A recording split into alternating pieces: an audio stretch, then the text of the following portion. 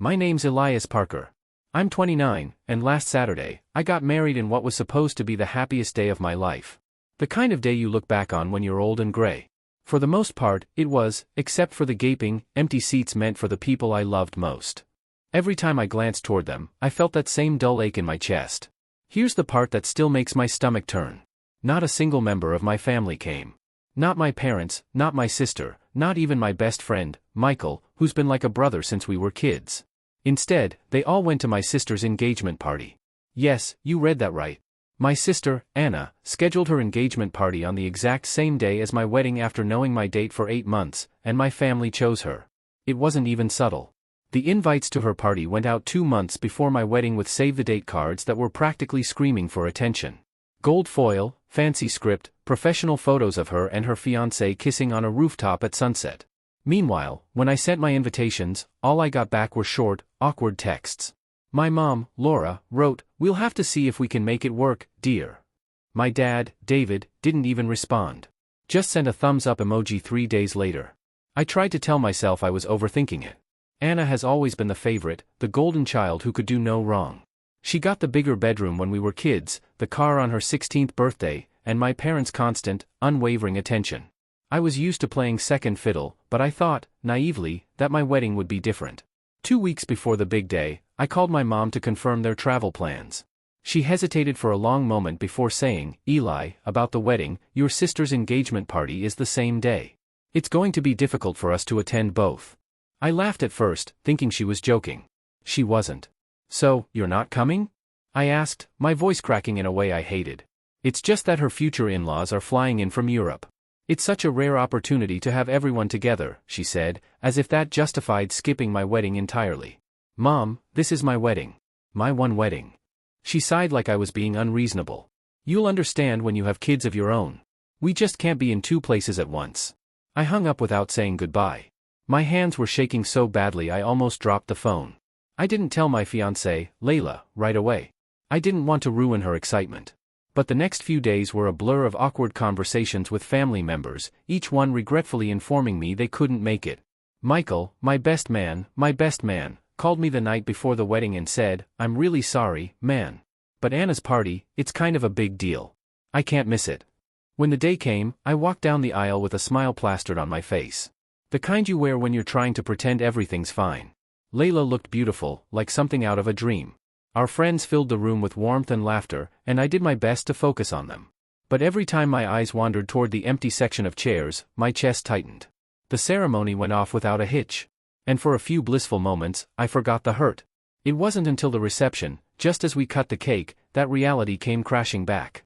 My phone, sitting on the table beside me, lit up with a text from my mom. "We need to talk now." Before I could even process it, the screen filled with notifications. Call after call. 52 missed calls in less than an hour. My hand froze around the cake knife. The laughter around me blurred into a low hum. Layla noticed the look on my face and whispered, "What's wrong?" I didn't answer right away. I just stared at the phone, my heart pounding, wondering what could possibly be so urgent that my mother, who hadn't shown up to my wedding, was suddenly desperate to reach me. And then the phone buzzed again, this time with a message that made my stomach drop. It was from my cousin Emily, the one person in my family who occasionally slipped me bits of truth when the rest of them tried to keep me in the dark. Her message read, "You won't believe what's happening here. Call me when you can, but don't tell anyone I told you." That single line was enough to make my pulse quicken. I didn't reply right away. I knew if I did, she might get pulled into whatever storm was brewing. But the pit in my stomach told me it had something to do with Anna's engagement party. I slipped my phone into my pocket, trying not to let it ruin the moment, but my mind wouldn't stop spinning. I barely heard the DJ calling for our first dance. I held Layla close, swaying to the music. Yet all I could picture was my parents, my sister, and my so-called best friend, all gathered in some lavish hall, sipping champagne, and smiling for photos, while I celebrated one of the most important days of my life without them. After the dance, I excused myself for a quick bathroom break and stepped outside into the cool night air. The music from the reception hall muffled behind me. I finally called Emily. She picked up on the first ring. "Elias, they're talking about you," she blurted, her voice low, like she was hiding in a closet. "They're saying you selfishly planned your wedding to compete with Anna's big day. Your mom's been telling people you did it on purpose." I froze. "What? That's insane. I announced my date months before she even got engaged. I know, Emily said quickly. But they're making it sound like you wanted to upstage her. And get this, your dad's been telling her fiancé's family that you're not very close to the family anymore, so it's understandable that none of them came. My mouth went dry. They're rewriting the story while it's happening. That's not all, she continued. Michael's here. He's been going around saying he couldn't be your best man because you were being difficult about the guest list. Like, he's making it sound like you didn't even want him there. For a moment, I couldn't speak. Michael, the guy I've shared every major milestone with, standing there in my sister's engagement party, trashing me to people I barely know. Emily hesitated before adding, and your mom's calling you because, well, I don't know the whole thing, but apparently she needs you to fix something for Anna tonight. She said it's urgent. That's why she's been calling so much. The absurdity of it hit me like a slap. They skipped my wedding to go to my sister's engagement party. And now, in the middle of my reception, they needed me to fix something for her.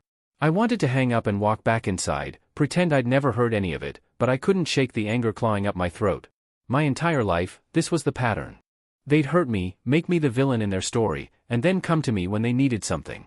And I'd always given in because they were my family. But that night, standing outside in the dark with the faint sound of clinking glasses and laughter from two different celebrations miles apart, I felt something shift. I didn't tell Layla yet. I didn't want to ruin her night with my family's drama. But the weight of it sat heavy in my chest. When I walked back inside, the room was alive with music, friends were dancing, and for a brief moment, I let myself smile. But every so often, I'd feel my phone buzz again.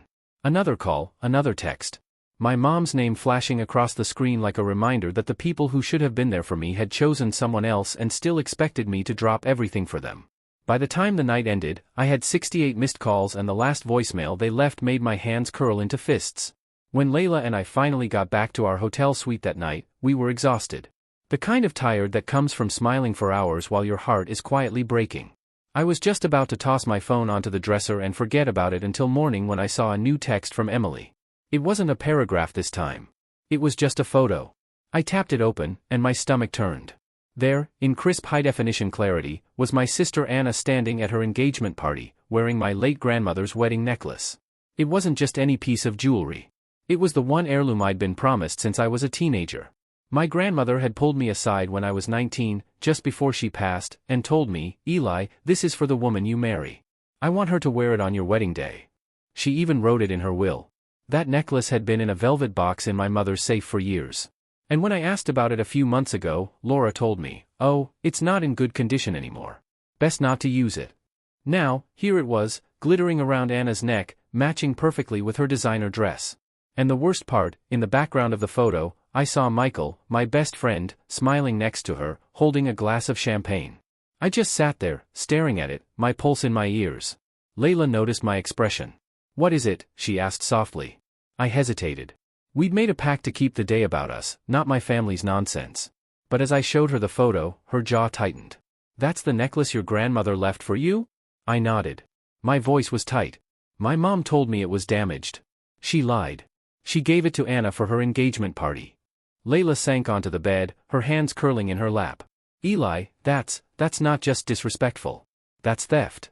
As if on cue, my phone buzzed again. Another call from Laura. I let it go to voicemail, but curiosity got the better of me. I put it on speaker. Her voice filled the room, cheerful at first, then sharp. "Elias, I don't know why you're not answering. Anna had a little problem tonight. The caterer overbooked, and we're short on a few things. We need you to call in a favor with that restaurant you know in town. And oh, by the way, I gave her grandma's necklace so she could wear something meaningful tonight. Don't make this a big deal. It's just a piece of jewelry. Call me back. Now." I think that was the moment something in me truly snapped. It wasn't just the absence at my wedding. It wasn't just the gossip and the lies. It was that she could take something so deeply personal, something tied to my grandmother's memory, and hand it over to my sister like it was nothing. The weight of that betrayal sank in slowly, like ice spreading through my chest. All those years of swallowing my pride, of telling myself they didn't mean to hurt me, of making excuses, it hit me that they never saw me as worth protecting, not even on the most important day of my life.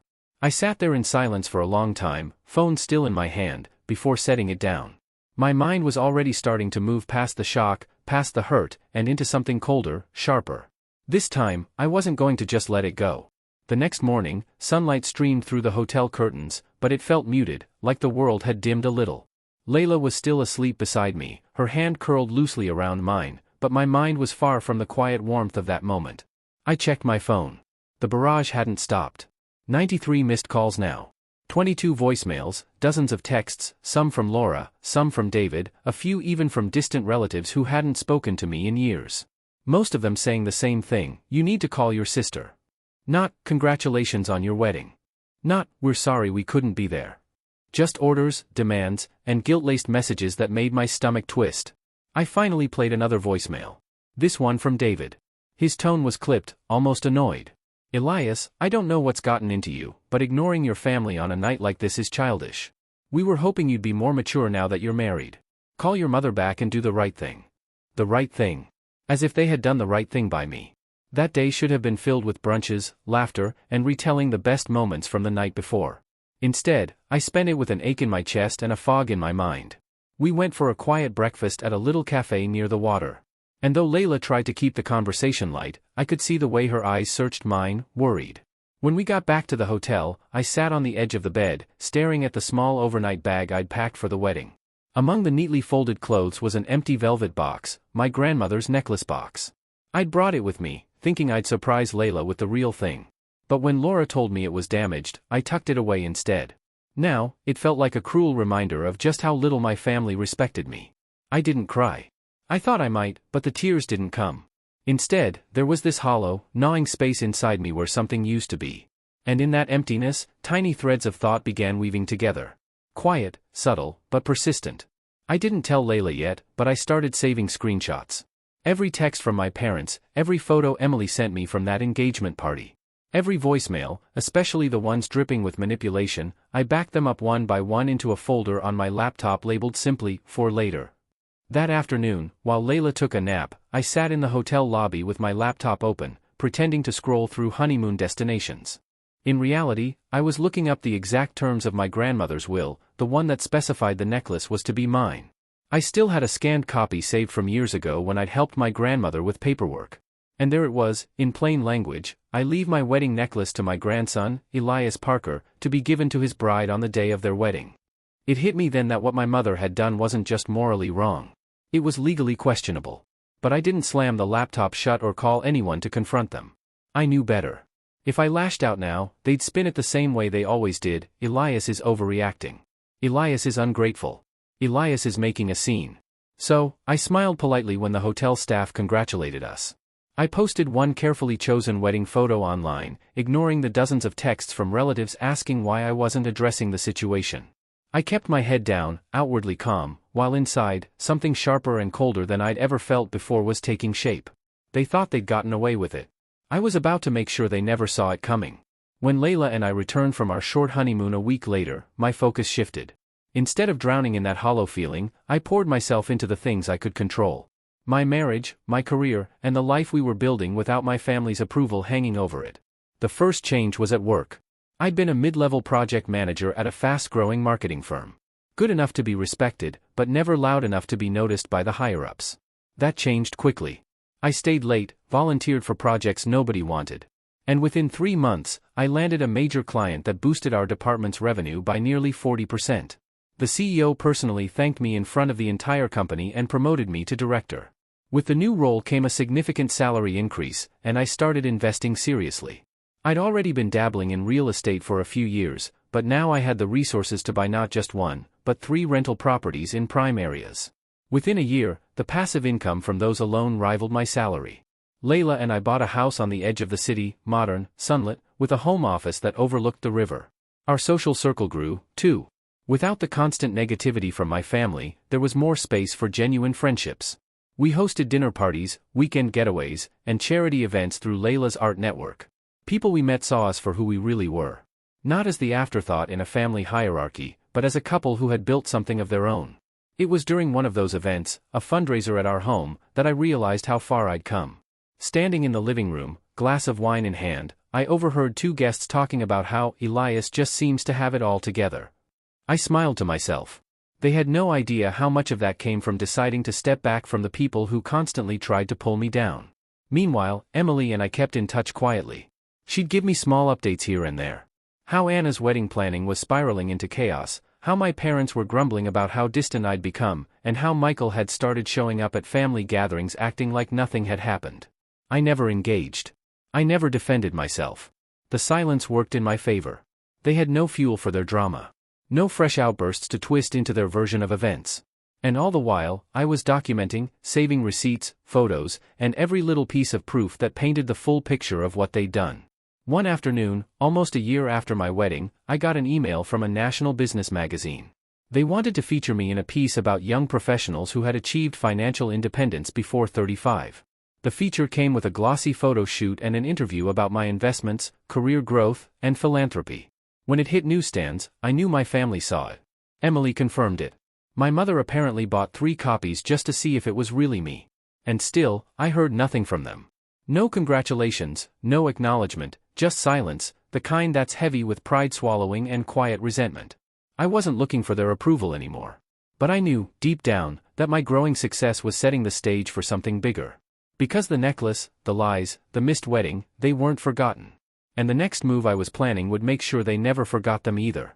The turning point came on a rainy Tuesday afternoon, nearly 18 months after my wedding. I was at my desk, reviewing contracts for a new commercial property I was buying, when an email from Emily popped into my inbox. The subject line was short but loaded, "Thought you'd want to see this." Attached was a PDF, high-resolution scans of the inventory list from my grandmother's estate, complete with signatures. The necklace was there, clear as day, with my name next to it as the designated inheritor. But that wasn't the part that caught my attention. At the bottom of the document was a set of signatures, including my mother's, and a note that read, "Released to Anna Parker for temporary use, June 15th, to be returned to rightful owner." Temporary use.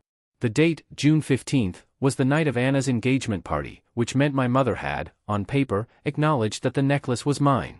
And now, nearly 2 years later, she had still not returned it. I leaned back in my chair, staring at the screen. My pulse quickened. This wasn't just an emotional betrayal anymore.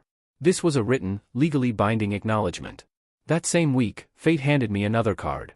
Through work, I had started collaborating with a high-profile event planner who specialized in luxury weddings and galas.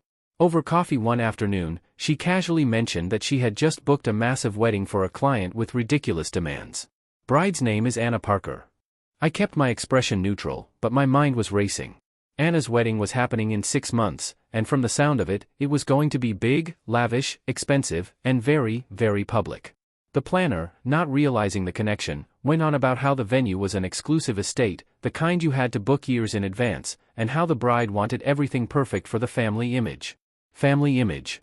It was almost too perfect. I now had 2 things: undeniable proof the necklace belonged to me and insider knowledge about the single most important event of my sister's life. And unlike my wedding, her big day was going to be packed with extended family, business connections, and media coverage. I started making quiet moves. I hired a discreet but highly skilled attorney, not to send a lawsuit yet, but to review the will, the signed release document, and every scrap of evidence I had saved since my wedding day. He confirmed what I suspected: I had a strong legal case to reclaim the necklace, and if I wanted to, I could pursue damages for wrongful withholding of inherited property. But I wasn't ready to file anything yet. Timing was everything. I also began attending more networking events in the city, subtly expanding my circle into areas I knew overlapped with my family's, business leaders they admired, journalists who covered society weddings, even the owner of the estate where Anna's wedding was scheduled to take place. I never mentioned my connection to her.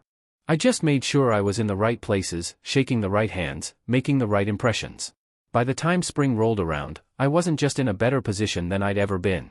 I was in a position of quiet influence. And the people I was now connected to, they'd be at Anna's wedding. The final piece fell into place when Emily called one night, her voice low. "Eli, I probably shouldn't be telling you this, but Laura's been bragging about how she's keeping the necklace safe for Anna to wear on her wedding day. She says you don't care about family traditions anymore, so it's better off with her." I thanked Emily, hung up, and sat in silence for a long moment. The stage was set, the date was locked, the audience was guaranteed, and for the first time in years, I felt the old ache in my chest start to fade, replaced by a calm, steady certainty. When my move came, they wouldn't just lose the necklace, they'd lose the narrative they'd spent their whole lives building. The day of Anna's wedding dawned warm and bright, with the kind of golden light photographers dream about.